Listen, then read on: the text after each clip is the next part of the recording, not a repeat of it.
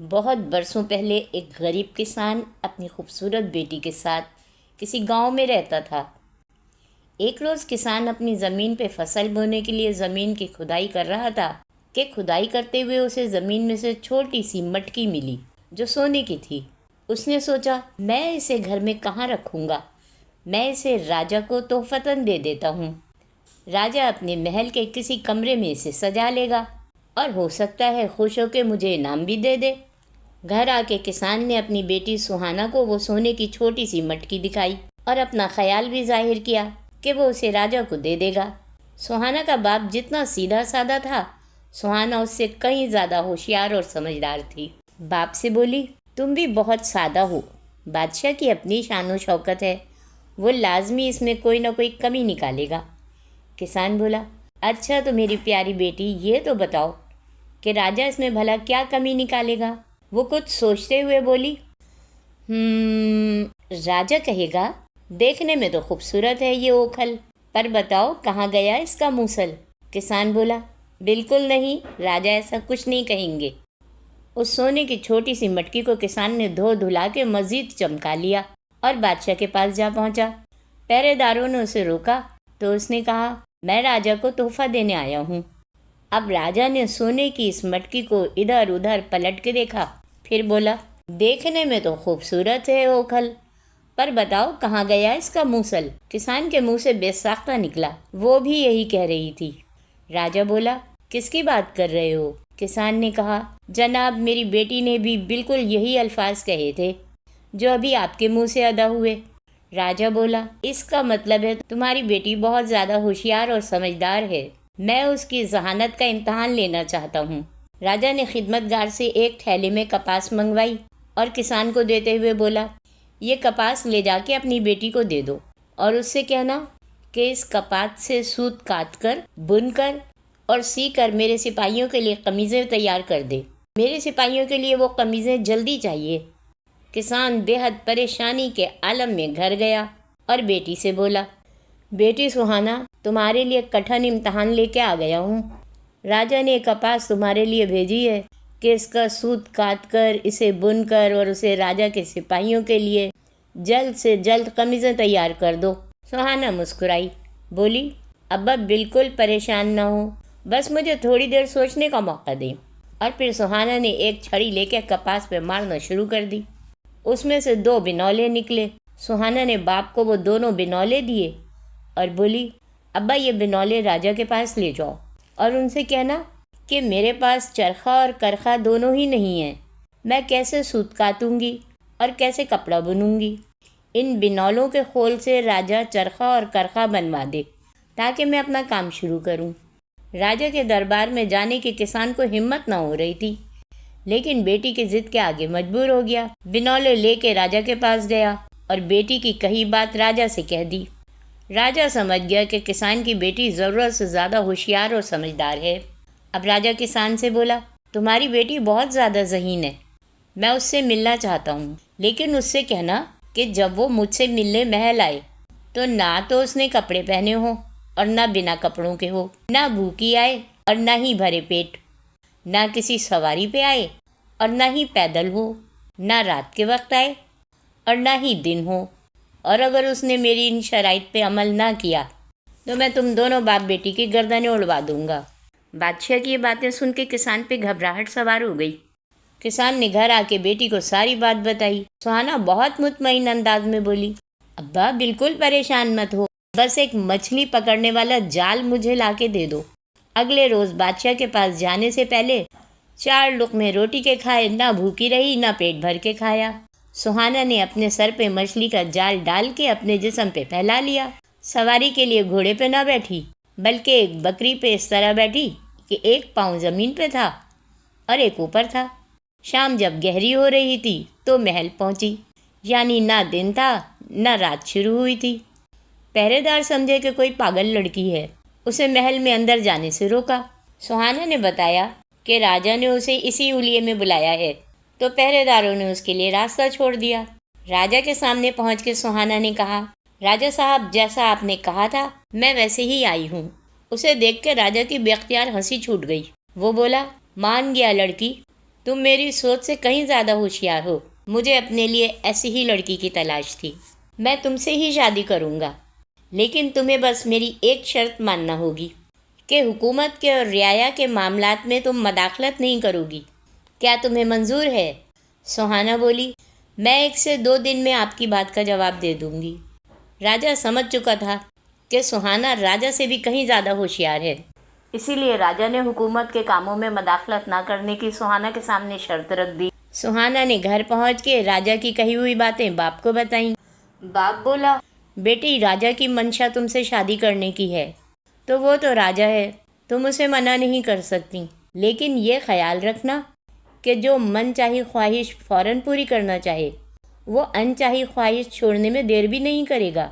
न जाने कब तुम राजा को नापसंद हो जाओ तो तुम अपनी यहाँ की चीज़ों को यहीं छोड़ जाना कि कब तुम्हें यहाँ वापस आना पड़े। सुहाना ने राजा को अपनी शादी की रजामंदी भिजवा दी और फिर बड़ी धूमधाम से राजा ने सुहाना से शादी की। राजा बहुत खुश था। एक रोज़ उसी गांव में एक किसान अपनी भैंस बेचने आया। उसे किसी भी सराय में रुकने की जगह न मिली। किसान ने एक सराय के मालिक को बताया कि उसकी भैंस बच्चा देने वाली है और किसान के पास भैंस रखने के लिए कोई ठिकाना नहीं मिल रहा। सराय के मालिक को भैंस पे तरस आ गया। उसने करीब बने अपने छपरे के नीचे उसे रुकने की इजाज़त दे दी। करीब खड़ी गाड़ी के पहिए से किसान ने भैंस की रस्सी बांध दी और रात में भैंस ने अपने बच्चे को जन्म दिया। भैंस का बच्चा लुढ़क के गाड़ी के नीचे चला गया। सराय के लोगों ने भी देखा कि ये इसी भैंस का बच्चा है। सुबह किसान खुशी खुशी अपनी भैंस और उसके बच्चे को ले जाने लगा कि इतने में गाड़ी का मालिक आ गया। वो किसान से बजिद हो गया कि भैंस तुम्हारी है, तुम इसे ले जाओ, लेकिन ये बछड़ा मेरी गाड़ी के नीचे था, ये मेरा है। किसान ना माना। दोनों में बहस होने लगी और इस तकरार में बात इतनी बड़ी कि हाथापाई की नौबत आ गई। राजा के सिपाही वहाँ से गुजर रहे थे। उन्होंने उन दोनों की ये लड़ाई देखी तो दोनों को पकड़ के राजा के पास ले आए। राजा को जब सारे मामले का इल्म हुआ तो राजा ने कहा, भैंस का बछड़ा बेशक उसी भैंस का है, लेकिन इस बात का कोई चश्मदीद गवाह नहीं, और बछड़ा गाड़ी के नीचे था, इसलिए बछड़ा गाड़ी वाला लेगा और किसान भैंस अपने साथ ले जाए। किसान बेचारा दुखी होकर राजा के दरबार से वापस आ गया। से दोबारा सराय वाले के पास आया। जब वो अपनी भैंस ले जाने लगा तो सराय के मालिक को किसान से नाइंसाफ़ी पे उसे किसान पे रहम आ गया। उसने किसान से कहा कि हमारी रानी बहुत होशियार हैं, तुम उन्हें जाकर अपना मसला बताओ। किसान रानी के पास जाने लगा तो पहरेदारों ने उसे रोक दिया कि राजा ने किसी भी फरियादी को रानी के पास जाने से मना किया है। किसान रानी से मिलने के लिए उसके बाग की दीवार की साइड में पहरेदारों की नज़रों से छुप के बैठ गया। जैसे ही रानी बाग में टहलने आई, किसान लपक के दीवार के बाहर ही रानी के नज़दीक पहुंच गया और सारा माजरा रानी को बताया। रानी ने किसान से कहा, कल राजा शिकार खेलने ऐसी जगह जा रहे हैं जहाँ एक खुश्क तालाब है। तुम मछली पकड़ने वाला जाल और बंसी ले जाके तालाब के पास बैठ जाना और यूँ जाहिर करना जैसे मछलियाँ पकड़ रहे हो। और जब राजा तुमसे सवाल करें कि खुश्क तालाब में मछलियाँ कहाँ से होती हैं जो तुम मछलियाँ पकड़ने यहाँ बैठे हो, तो जवाब में तुम राजा से कहना कि जब एक लकड़ी की गाड़ी बछड़ा पैदा कर सकती है तो सूखे तालाब में मछलियाँ क्यों नहीं हो सकती। किसान ने ऐसा ही किया।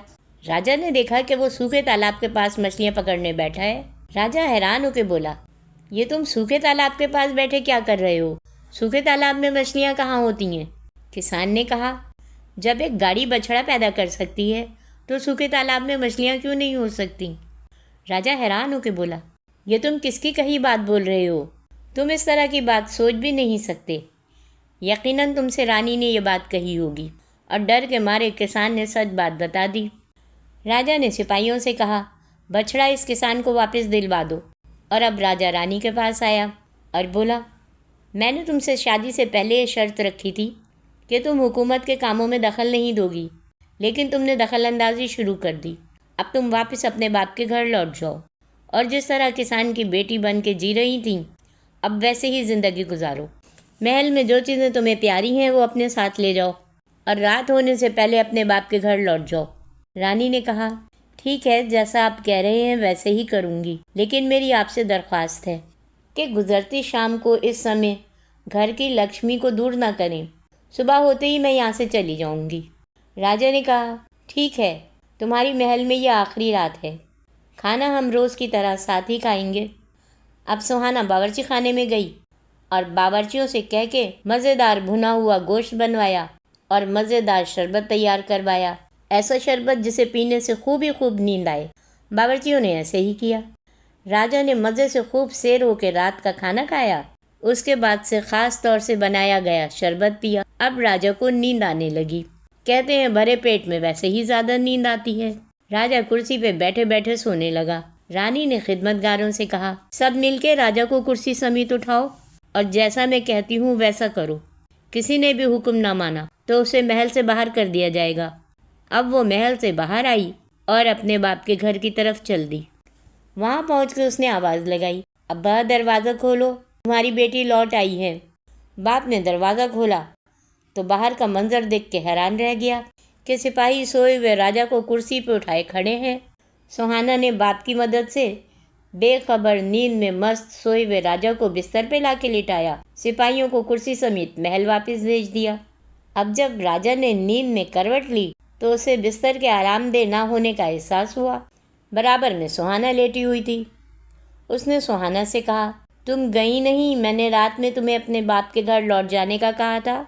सुहाना बोली, राजा जी अभी सुबह नहीं हुई, आप सो जाइए। राजा फिर नींद की वादियों में गुम हो गया। सुबह जब राजा नींद से जागा तो हैरान हुआ कि वो कहाँ है। सुहाना बड़े इत्मीनान से राजा से बोली, राजा जी आपने ही तो मुझसे कहा था कि महल में जो चीज़ें तुम्हें प्यारी हैं वो अपने साथ ले जाओ।